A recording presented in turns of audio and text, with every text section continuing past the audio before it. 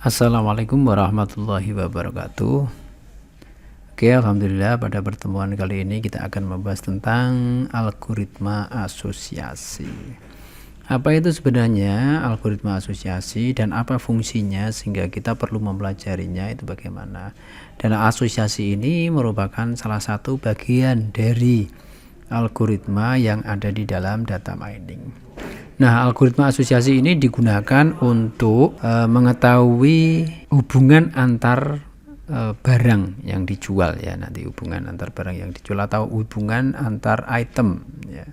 Jadi tidak cuma barang tapi hubungan antar item. Biasanya digunakan di dalam analisa keranjang belanja. Jadi biasanya orang membeli barang apa dengan apa itu nanti akan dimanfaatkan oleh pengambil kebijakan, tahu apa yang dibeli orang ini biasanya dengan membeli apa itu tahu, sehingga nanti bisa dijadikan sebagai acuan atau panduan untuk menentukan sesuatu. Misalkan biasanya orang itu membeli roti ya dengan telur misalkan, atau roti dengan misi seriesnya misalkan, atau roti dengan nah itu sehingga ketika barang satunya habis nanti akan segera membeli barang yang lain kan itu, karena orang ini cenderung beli barang ini dengan barang ini gitu ya.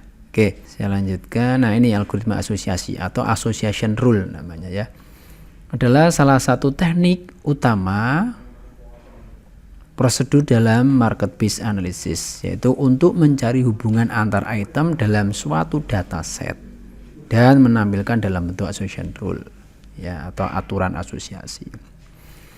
Nah, ini dikumpulkan dari suatu himpunan data transaksi. Jadi setelah ada transaksi, banyak transaksi dari beberapa orang, dari beberapa pembeli, itu biasanya orang membeli apa, itu biasanya dia akan bersamaan membeli apa. Nah, itu tujuannya seperti itu. Adapun tahapan dari algoritma ini, yang pertama kita mencari frekuensi itemnya. Frekuensi item adalah sekumpulan item yang sering muncul secara bersamaan.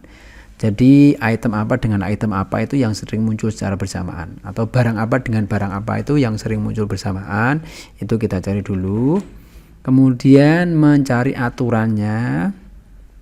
Aturannya itu keterkaitan antara barang dengan barang ya, nanti kita tentukan berapa nilainya, kita tentukan sendiri. Kemudian support dan confidence-nya atau ukuran kepercayaan dan kegunaan suatu pola yang telah ditentukan. Jadi orang membeli sikat gigi itu supportnya 4%, misalkan confidence-nya 70%. Nah, itu bersamaan, secara beli bersamaan. Nilai support 4% menunjukkan bahwa keseluruhan yang dari total transaksi konsumen yang membeli sikat gigi dan pasta gigi secara bersamaan, yaitu 4%. Jadi supportnya ya, orang biasanya dari total keseluruhan orang belanja itu 4%-nya adalah membeli sikat gigi dan pasta gigi secara bersamaan.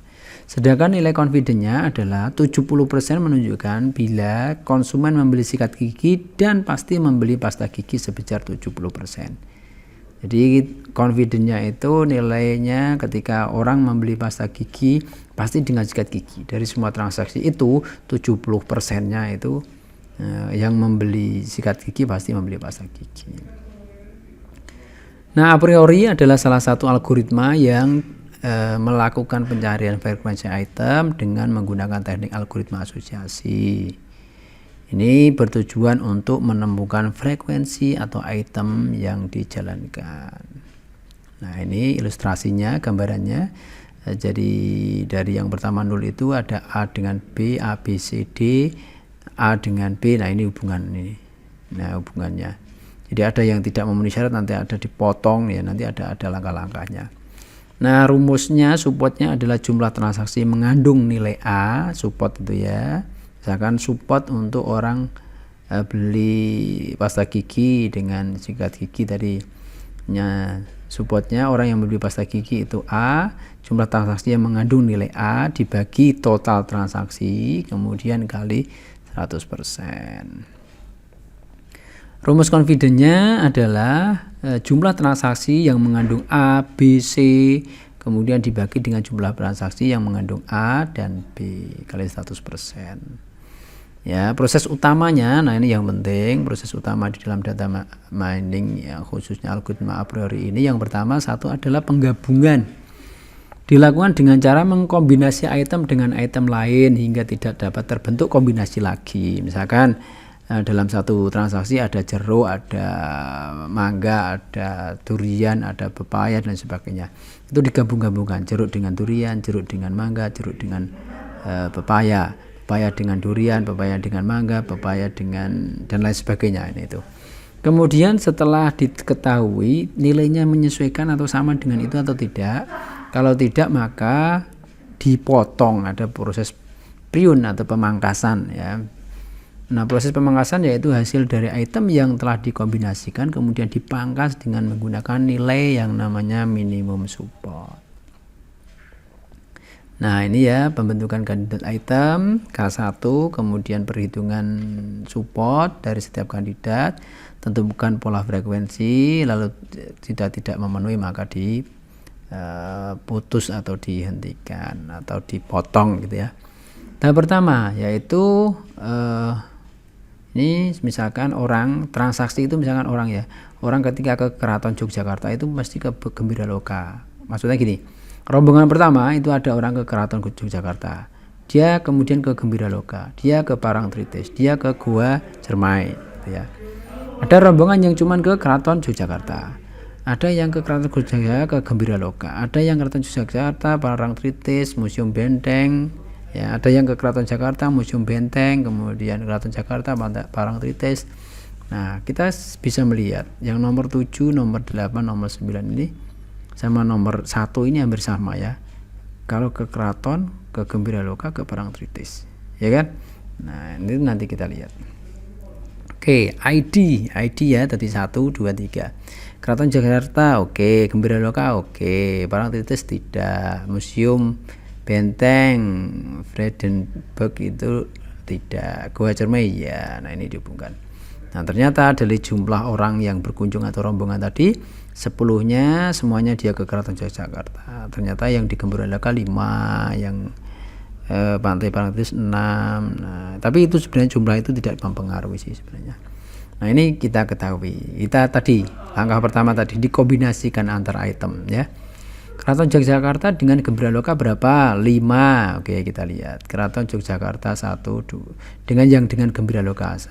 Nomor 1, nomor 3, nomor 7, nomor 8 dan nomor 9 gitu ya caranya. Oke, itu kan. Keraton Jakarta dengan Parangtritis ada 6, Keraton dengan museum ada 6 dan sebagainya ya, seperti itu. Parangtritis dengan Gua Cermai 1, ada Museum Benteng dengan Gua Cermai 0. Nah, tadi kan dihubung-hubungkan.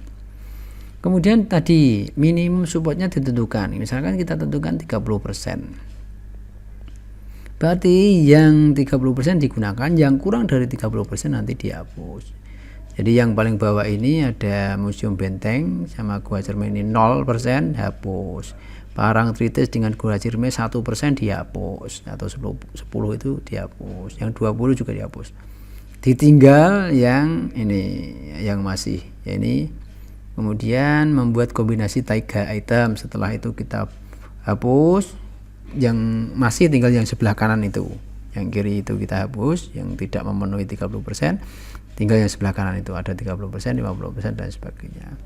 Kemudian dari hasil itu kita kombinasi 3. Nah, Keraton Yogyakarta ke Gembiraloka ke Parangtritis itu ada 3, ada 2, yang ke kombinasi yang kedua, kombinasi yang ketiga ada 3, kombinasi yang keempat ya ada 2, kombinasi yang ke-1 ke-5 ada 1, dan kombinasi yang terakhir itu ada 0.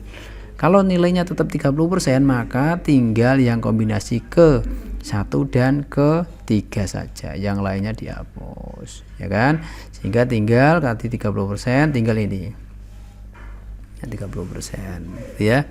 Kemudian sudah dihentikan, kalau sudah tidak ada kombinasi lagi dihentikan, sehingga minimum supportnya ketika dua tempat lokasi ya, orang ketika ke Keraton Yogyakarta pasti ke Museum Benteng itu 60% supportnya. Kalau ke Keraton Jogja pasti ke Parangtritis itu 60%. Kalau tiga itu jika ke Keraton Jakarta, ke Gembira Loka, maka ke Parangtritis itu ada kemungkinan nilai supportnya ada 30%. Itu ya. Nah, sehingga confidence-nya dari tadi perhitungannya jika ke Keraton Jakarta dan Gembira Loka maka ke Pantai Parangtritis itu 60%. Nah, yang confidence-nya 100% itu yang ada di poin ketiga dan kelima dan keenam ya. Jika ke Parangtritis, ke Gembira Loka maka ke Keraton Jakarta. Itu semua transaksi ternyata memang seperti itu. Yang kelima juga, yang keenam juga gitu ya. Kemudian jumlah confidence dari pola kombinasi 2 yang memenuhi minimal support yaitu terlihat dari tabel di bawah ini ya. Kita lihat. Nah, ini yang memenuhi minimum support. Tadi 60% itu confidence-nya. Jika ke Keraton Jogja maka ke Gembira Loka itu 50%. Jika ke Gembira Loka maka ke Keraton Yogyakarta itu 100% gitu ya. Nah, itu sama dengan ini. Nah, mungkin itu yang bisa saya sampaikan untuk pertemuan kali ini. Kurang dan lebihnya mohon maaf. Ya, saya akhiri. Billahi taufiq wal hidayah. Assalamualaikum warahmatullahi wabarakatuh.